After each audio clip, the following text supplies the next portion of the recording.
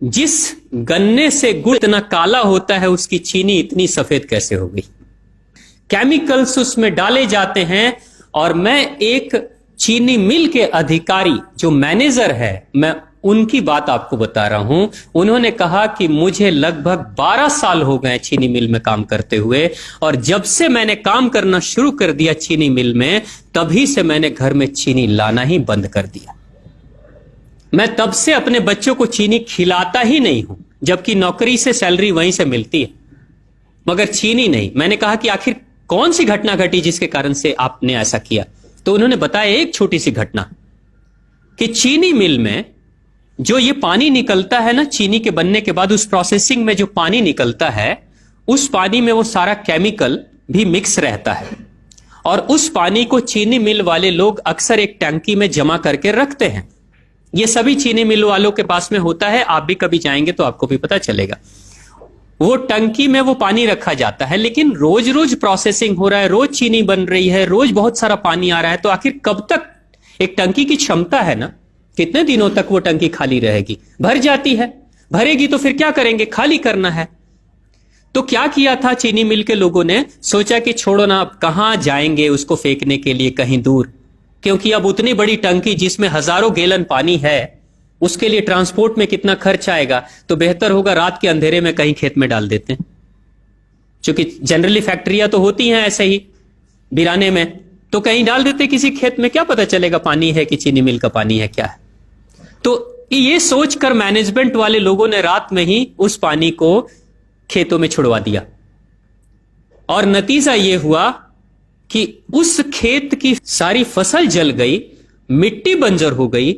और जब किसान पता करने लगा कि आखिर क्या हुआ मेरे खेत में, जब चेकअप कराया वो मिट्टी का, तो पता चला कि इसमें तो चीनी मिल का जो वेस्ट मटेरियल है वो डाला गया है। तब उसको खबर मिली कि हां, किसी स्टाफ ने बताया कि हां, हमारे चीनी मिल से ही पानी डाला गया था आपके खेत में, और पूरी मिट्टी बंजर हो गई। उसने केस कर दिया और चीनी मिल वाले को मुआवजा देना पड़ा लाखों रुपए। तभी से वो स्टाफ कहते हैं कि जो मिट्टी को बंजर कर दे वो इंसान के शरीर में जाए तो क्या करेगी। उसी के बाद से मैंने अपने घर में चीनी लाना बंद कर दिया।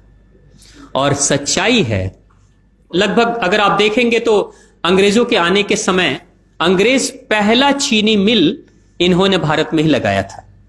पहला चीनी मिल भारत में ही अंग्रेजों का लगा, और अंग्रेजों ने चीनी की शुरुआत की। भारत के लोग गुड़ खाते थे, चीनी नहीं खाते थे। उन्होंने बहिष्कार किया, बिल्कुल नहीं, लेकिन चीनी और चाय पत्ती दोनों के लिए लोगों को तैयार किया गया था। चाय पिला पिलाकर फ्री में, चीनी के लिए तैयार किया गया और चाय के लिए भी तैयार किया गया।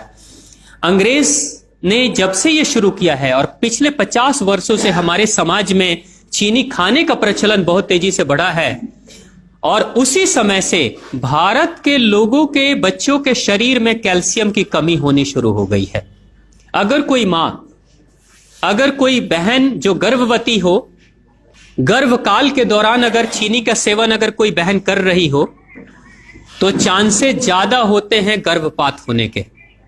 कोई मां अगर बच्चे के जन्म से पहले 1 साल पहले से ही चीनी छोड़ दे और सामान्य भोजन करे, अपना ही दूध बच्चे को पिलाए, और कम से कम 5 साल तक बच्चे को चीनी ना खिलाए, खुद को चीनी ना खिलाए, उस बच्चे को कभी भी ऑस्टियोपोरोसिस की समस्या नहीं हो सकती। कैल्शियम की कमी उसके शरीर में कभी नहीं होगी। चीनी जब जाती है आपके शरीर में, तो बाहर जब निकलती है तो अकेले नहीं निकलती, कैल्शियम लेकर निकलती है। चीनी कैल्शियम लेकर निकलती है, हड्डियों को गलाकर निकलती है। और जिसके शरीर में कैल्शियम की कमी हो जाती है, उसके शरीर में मैग्नीशियम, पोटेशियम, आयरन सबकी कमी हो जाती है। कैल्शियम वो तत्व है कि जिसके शरीर में कम हो जाए, सारे तत्व कम हो जाएंगे, और कैल्शियम की कीमत पे चीनी हम खाते हैं। भारत, पाकिस्तान, बांग्लादेश, नेपाल, ऐसे कुछ देशों के अलावा दुनिया के बहुत सारे ऐसे राष्ट्र हैं जहां चीनी का इस्तेमाल ही नहीं होता। आज भी चीनी खाते नहीं, बहुत सारे देश नहीं खाते बिल्कुल। आप गुड़ खाया करिए, वो ज्यादा बेहतर है, चीनी को छोड़िए।